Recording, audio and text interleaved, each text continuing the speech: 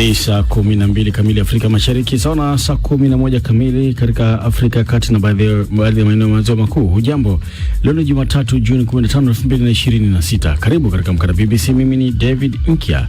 Katika Amka na BBC asubuhi hii, hatua kubwa imefikiwa huko Mashariki ya Kati baada ya Washington na Tehran kutangaza makubaliano ya kusitisha vita. Idadi halisi ya vifo vilivyosababishwa na Ebola nchini DRC imekuwa mjadala kati ya serikali ya DRC na wakazi wa Mashariki mwa Kongo, lakini kuna ongezeko la idadi ya walionusurika ambao wamepona hadi sasa. Tunaendelea kuishi tu kwa neema ya Mungu. Watoto iko hapa, watu bazima iko, hakuna hata msaada mmoja anaendelea kutusaidia. Hatuna ya msaada ya kutupatia hata vyakula, hata ya kutupatia nafasi ya kulala, hata kitu ya kutumia. Na katika gumzo tunaangazia iwapo makubaliano ya kumaliza vita baina ya Marekani na Israeli yatakuwa ni ya kudumu na nini haswa cha kutegemea. Ukweli kuwa kinachojadiliwa hivi sasa sio makubaliano. Kinachojadiliwa hivi sasa katika mazungumzo yao ni kupunguza uhasama wa pande mbili. Baada ya kupunguza uhasama, wakae kwenye meza kujadili makubaliano. Sasa nani atapunguza nini kwa wakati gani?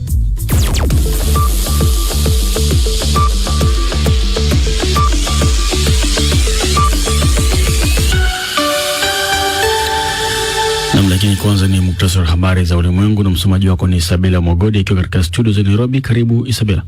Shukran sana David Nkia. Washington na Tehran zimetangaza kuwa zimefikia makubaliano ya kusitisha vita vyao. Rais Trump amesema makubaliano hayo yamekamilika na kwamba ametoa idhini kamili ya kufunguliwa kwa lango bahari la Hormuz kwa usafiri huru na kuondoa kizuizi cha majini cha Marekani dhidi ya Iran. Vyombo vya habari vya serikali vya Iran imesema kuwa makubaliano hayo pia yanahusisha kusitishwa kwa vita nchini Lebanon. Katika taarifa ya pamoja, mataifa ya Uingereza, Ufaransa, Ujerumani na Italia yamekaribisha kutangazwa kwa makubaliano hayo, lakini yakasisitiza kuwa Iran haipaswi kamwe kumiliki silaha nyuklia. Alikuwa rais wa Marekani Barack Obama amesema ni hatua ya kutizamwa. It is doubtful that inatia shaka kama makubaliano yote yatakayopatikana yatakuwa na tofauti kubwa au maboresho ya maana ikilinganishwa na mkataba tuliokuwa nao hapo awali ambao uliendelea kufanya kazi kwa muda mrefu kabla sisi Marekani kujiondoa.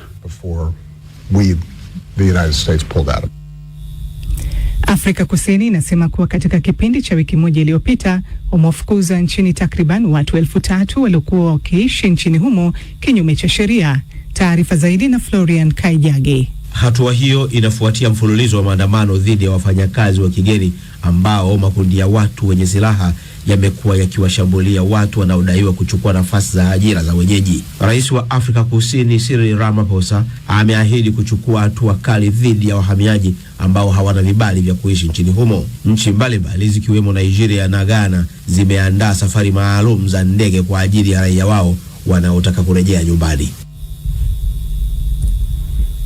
Makabiliano yameibuka kati ya waandamanaji na polisi nje ya makao makuu ya Umoja wa Mataifa jijini Geneva, ikiwa ni siku moja kabla ya kuanza kwa mkutano wa kilele wa G7 katika mji wa Evian nchini Ufaransa. Waandamanaji walirusha chupa na mawe, fataki pia kwa polisi ambao pia waliwakabili kwa kutumia gesi ya kutoa machozi na maji ya kuasha. Majengo kadhaa yamelengwa katika vurugu hizo. Viongozi wengi wa G7 wanatarajiwa kuwasili katika uwanja wa ndege wa Geneva kwa ajili ya mkutano huo.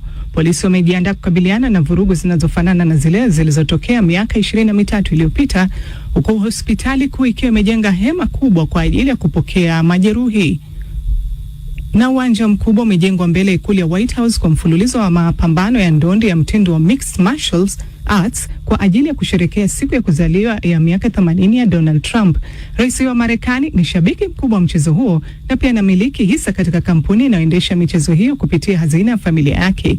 Kulikuwa na jitihada za kisheria za kusitisha tukio hilo, lakini hazikufua dafu. Tiketi zimeuzwa kwa siri, huku baadhi ya wageni wakiripotiwa kulipa kiasi cha $1 milioni ili kuhudhuria hafla hiyo. Hii ni BBC.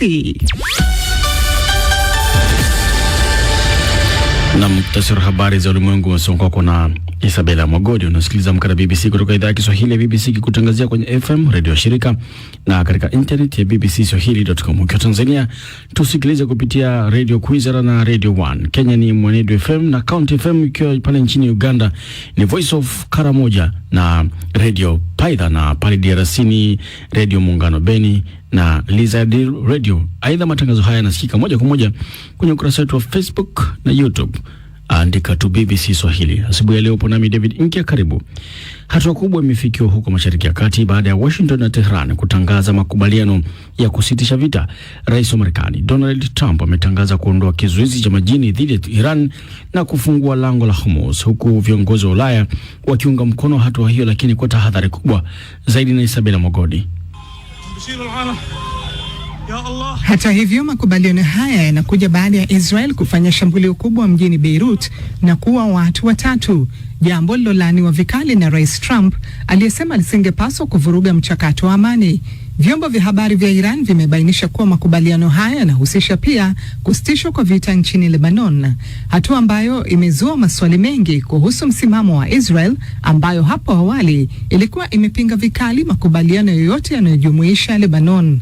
Bahman Kalabasi ni mwandishi wa BBC Persia. As anticipated as this was, ingawa ilitarajiwa, tangazo hilo bado ni hatua muhimu ya mafanikio. Jambo hili linafanyika huku kukiwa na hali ya kutoaminiana iliyopitiliza, vita viwili na ukweli kwamba tofauti nyingi zilikuwa zikikwamisha mchakato huu hadi siku za mwisho kabisa. Hivyo tunauliza, je, pengo la tofauti hizo limezibwa vya kutosha kuwezesha kutangazwa kwa kipindi cha siku 60 cha mazungumzo? Lakini pia huu ni wakati muhimu sana, ikizingatiwa kuwa Israel ilikuwa wazi kabisa inapinga jambo hili kutokea. Wakati huo huo, mataifa manne makubwa ya Ulaya, Uingereza, Ufaransa, Ujerumani na Italia yametoa taarifa ya pamoja yakikaribisha kusitishwa kwa mapigano. Hata hivyo, amesisitiza kuwa Iran haipaswi kamwe kuruhusiwa kumiliki silaha za nyuklia. Mataifa hayo yamesema yako tayari kuondoa vikwazo vya kiuchumi dhidi ya Tehran iwapo tu Iran itachukua hatua za wazi na zinazoweza kuthibitishwa kisheria kuhusu mpango wake wa nyuklia. Wachambuzi wengi wanabaki na mashaka kama mkataba huu mpya utakuwa na mabadiliko makubwa kuliko ule wa awali ambao Marekani ilijiondoa. Ni Isabella Mogodi.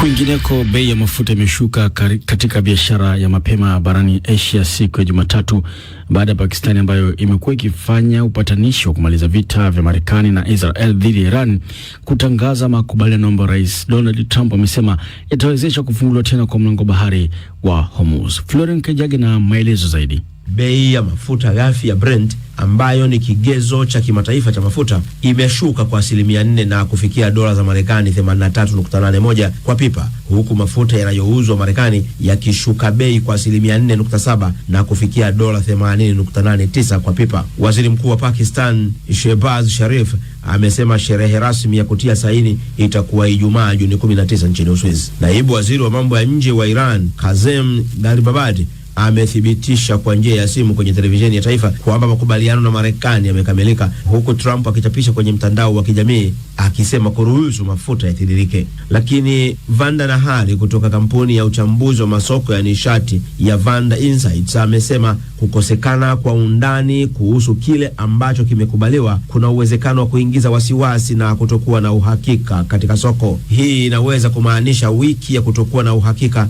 na hali tete kwa soko la mafuta, aliongeza. Mlango bahari wa Hormuz ulikuwa umefungwa kabisa tangu muda mfupi baada ya Marekani na Israel kufanya mashambulizi ya anga dhidi ya Iran Februari 28. Tehran ilitishia kuzishambulia meli zinazotumia njia muhimu ya maji ambayo takriban 20% ya mafuta na gesi asilia ya kimiminika maarufu LNG hupita kwa kawaida. Masoko ya nishati duniani yamekuwa yakienda kasi katika miezi ya hivi karibuni, huku bei mara nyingi ikipanda au kushuka kwa kasi kutokana na maendeleo katika vita vya Marekani na Israel dhidi ya Iran. Mafuta ghafi ya Brent, ambayo yalikuwa yakifanya biashara kwa takriban dola 70 kwa pipa kabla ya mzozo kuanza, yalifikia kilele cha bei cha takriban dola 120 wakati wa vita. Wataalamu wa soko la nishati pia wameonya kwamba harakati za mafuta kupitia mkondo huo haziwezekani kurejea mara moja kwa kiwango cha kabla ya vita. Florence Kejage. Rais wa Marekani Donald Trump anatarajiwa kukutana na viongozi wa Mashariki ya Kati na kufanya kikao maalum na Rais wa Ukraine Volodymyr Zelensky wakati wa mkutano wa nchi tajiri za G7 utakaofanyika nchini Ufaransa wiki ijayo. Martha Saranga na maelezo zaidi. Kwa mujibu wa maafisa waandamizi wa utawala wa Marekani, mkutano huu unalenga kujadili masuala muhimu ya usalama wa kimataifa, mizozo inayoendelea katika eneo la Mashariki ya Kati pamoja na vita kati ya Ukraine na Urusi. Kikao kati ya Trump na Zelensky kinatarajiwa kuangazia hali ya vita nchini Ukraine, msaada wa kimataifa kwa Kiev na juhudi za kusaka suluhisho la kudumu la amani katika eneo hilo. Wakati huo mazungumzo na viongozi wa Mashariki ya Kati yataangazia hali ya usalama wa kikanda, migogoro ya kisiasa na ushirikiano wa kiuchumi. Mkutano wa G7 huwakutanisha viongozi wa mataifa yenye uchumi mkubwa duniani ili kujadili changamoto za kimataifa zinazohusu usalama, biashara, nishati na maendeleo ya kiuchumi. Wachambuzi wa masuala ya kimataifa wanaeleza kuwa mikutano ya Trump katika mkutano huo inaweza kuwa na athari kubwa katika mwelekeo wa sera za Marekani kuhusu Ukraine na Mashariki ya Kati. Mkutano huo unafuatiliwa kwa karibu na jumuiya ya kimataifa kutokana na umuhimu wake katika masuala ya amani, usalama na ushirikiano wa kimataifa. Ni taarifa yake Martha Saranga ambayo inatupeleka moja kwa moja kwenye mtandao wetu wa ukurasa wetu wa BBC. Hapa kuna habari